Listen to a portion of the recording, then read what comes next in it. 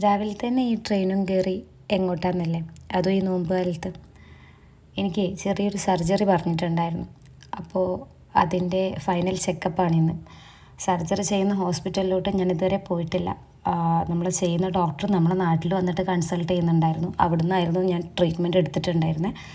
അപ്പോൾ ഇന്ന് ആദ്യമായിട്ട് നമ്മൾ സർജറി ചെയ്യുന്ന ഹോസ്പിറ്റലിലോട്ട് പോവാണ്. നമുക്ക് 10 മണിക്കാണ് അപ്പോയിൻമെൻറ്റ് തന്നത്.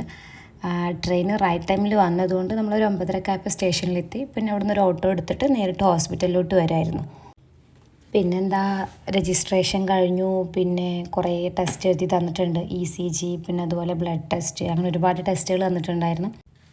അങ്ങനെ എല്ലാ ടെസ്റ്റും ചെയ്ത് തീർത്ത് ഒരു കുന്നു മരുന്നും വാങ്ങി ഡോക്ടറെ കണ്ട് നമ്മൾ പയ്യെ വീട്ടിലോട്ട് തിരിച്ചേ. 1:30ക്കായിരുന്നു ട്രെയിന്. പിന്നെ നമ്മൾ കറക്റ്റ് ടൈമിൽ സ്റ്റേഷനിലെത്തി. 1:30ക്ക് ട്രെയിനും പിടിച്ച് പയ്യെ നാട്ടിലോട്ട് പോയി. അപ്പോൾ ഇത്രയൊക്കെയുള്ളൂ ഒന്ന്. പിന്നെന്താ, ശരി എന്നാൽ.